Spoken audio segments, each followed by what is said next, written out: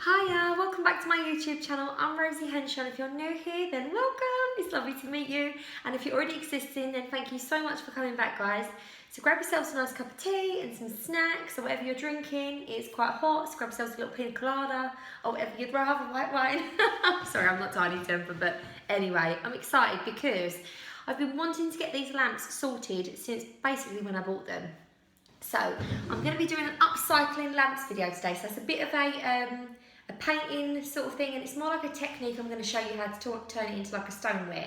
Now, I have had lamps before which I bought from the charity shop, and the base of them are beautiful, and they've just got some funny figurines attached to them or some funny patterns of a fruit basket on the front. Not really in keeping with my style, but a lot of people didn't know you could paint porcelain. I did do the ginger jars that I got from the charity shop, but I'm just showing you with the lamps because these are such beautiful lamps. I think they'll look really like a statement piece once they're painted, but you know, they're broken, so it's good to get it done. So I'm going to get the lamps and give you a little show. So these are the bedroom lamps that I have. And I know some of you might be going, Rosie, you're absolutely crazy, why are you going to paint them? And I would normally agree with you. But the thing that you don't normally see when you look up close is the lots of cracks and splits. And also, if you can see, all of the foil that's on the inside is starting to sink in. Now, I have tried to remove the bottom and see if I can put this back normal, but I can't because there's like it's completely filled. So even though they might look lovely up close, they are really battered and broke, and they're not looking that great, to be completely honest. So we're going to give it like a stone wash colour. I'm going to move the phone as well so we can see. Sorry, I don't want to make you like super dizzy, but we'll do it over here so you can kind of. That's a bit better, I think, isn't it? Let's move the chair as well. I did forget to get a cloth, so you'll have to bear with me. I'm just going to quickly go and get a cloth because I forgot to get one. Are you following me in there? Come then. Was that you that was scratching on the door? So I've just got some tissue. It's a little bit damp, and all I'm going to do is just wipe it off to get any dust or residue off of it. You can give it a good wash and leave it to dry, but obviously this has already been like pretty clean. It's just a little bit dusty where it's been in my bedroom. A bit more dusty than I thought it should be, to be honest, but it's been sat on a pile waiting for me to paint it. So all I'm going to do is just give it a light little dust, and then I'm going to remove the shade as well. Now, this is another thing that you can do if you're repurposing something. Now, a lot of people don't really realise you can just change the shades on these, and that will also give it a facelift. You don't have to keep the shade that you've already got on it. Various places sell shades on their own, a lot of shops do, including places like Dunelm online. I'm just going to undo the shade and take it off. I bought these shades from Dunelm, and they do these in a variety of colours. Let's put this to the side. And then I'm going to move you a bit more so you can see. I think that's about right, that's it. Right, and shut the door as well. So I guarantee I'll get a child come in and say they want me to change their bum or something. So change their bum, wipe their bum, so that'll be Gary's job. So the first thing I'm going to start off with, we're going to get like a stone texture. So there's various things around my home that I've done a stone pattern to. Now I want these to still look really, really grand. And the best way to do that is just to not leave them looking just like a plain matte colour. So I want them to look like they're made of like a really nice material. So you could do this in like a marble pattern, or you could do this sort of like stoneware. I think this is going to look really nice if they look like solid stone because the shape of these are really lovely. So I've got a few things around the house that I have painted in stone wash. I'm going to show you how I achieve that. So the first thing I've got, which I know sounds crazy, is a makeup brush. This is just like a face brush. Sounds really crazy. I always thought I was mental for using a face brush because it's so soft it leaves less brush marks. And then I saw the lovely Daily Diaries and she was doing it as well. And I was like, you know what? I can't be that mad because I'm not the only one on the face brush mission. So what I'm going to do is you're going to need like a beigey sort of like an off-white sort of colour, and you're also going to need like a grey colour. The colour I've currently got, these are from B&Q. I choose basically the colours I've got normally. It doesn't say what colour it's mixed up to, but this is called School White from Farrow & Ball. But because B&Q had mixed it up, they mixed it up and it went a bit wrong. So it's gone like a bit of a beigey colour. So I'm going to give it a bit of a mix.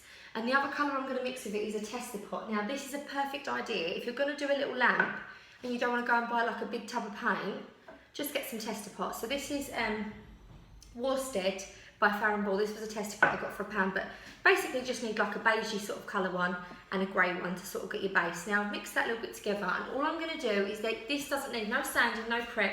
You can use a special primer if you want, but how many times do you see a child sort of walking around with a lamp? These tend to last a test of time.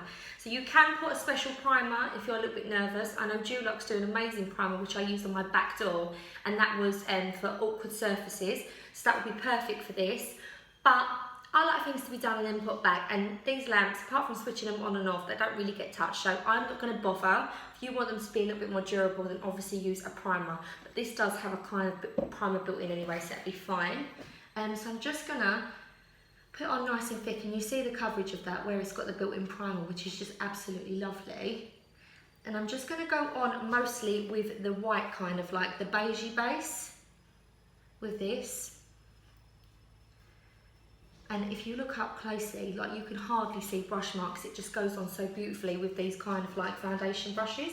You can get foundation brushes from the pound shop, and it's just perfect for these little projects because it comes out lovely and smooth.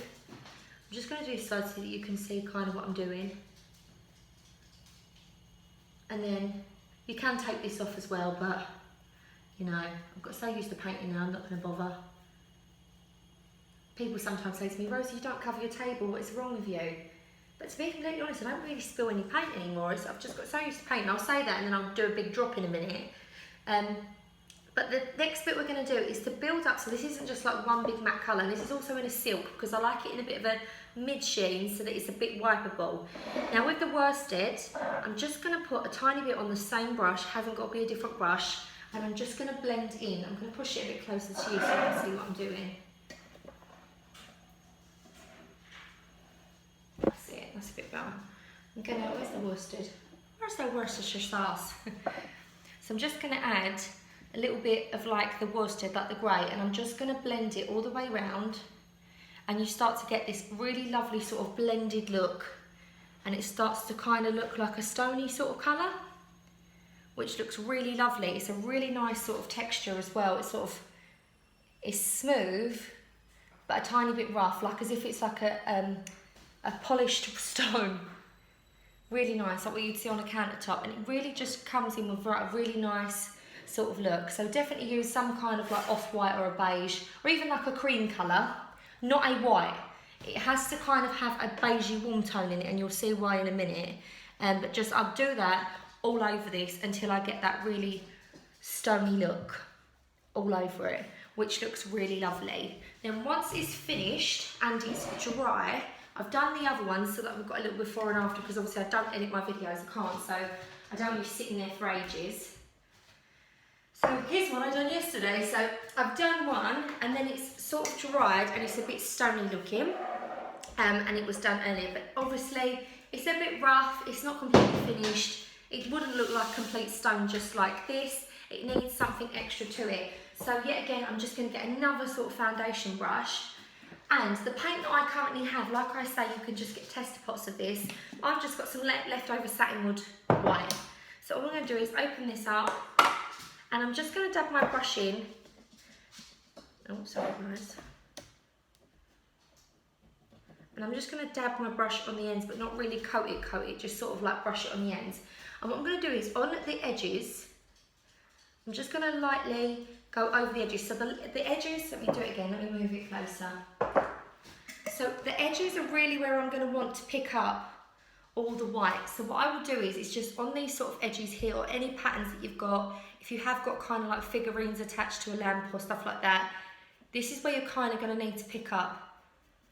And then like, for instance, sort of like on these edges here, and just dryly, don't have like a proper solid amount of paint on your paintbrush. And then we're going to go in a little bit more now on the base, but we're going to go even lightly. We're not going to touch up the paint on our brush. And you're going to get a few of these marks, but they can easily be blended out. And sometimes it's good to sort of add a little bit of texture to it. I just sort of dab in the brush. You could also get, if you get a little bit scared, this is still wet. So if it comes out a little bit wrong, it's fine, because what you can do is just with a little damp cloth, once this is completely dry, the base of this, if you go a little bit crazy in one area and you're not really keen on it, you can always then go over it with you know, a damp cloth and then let it dry and then re-go over it.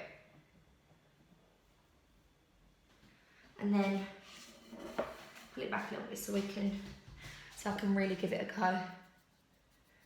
And I'm just trying to add as much white as I can because I really want this sort of base colour to be kind of a bit unseen, just to add that little bit of warmth. And try and do as many long strokes as you can. And we can layer this up as much as you want to get it as covered as you like.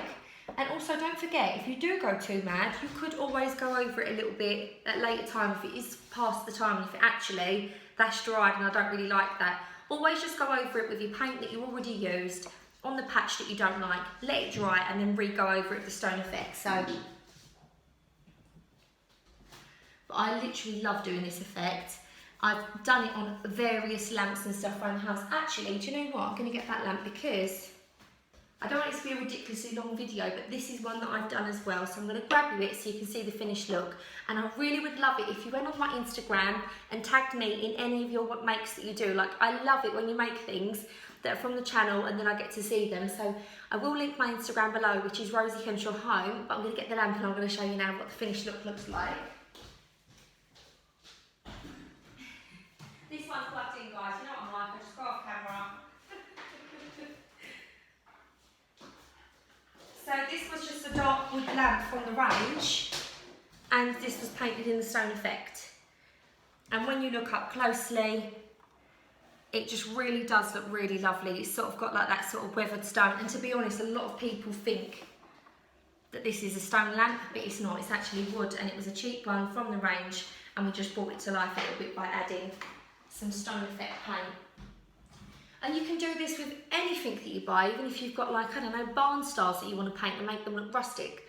Doing it with this pattern always just works so lovely. I've got hiccups now, guys.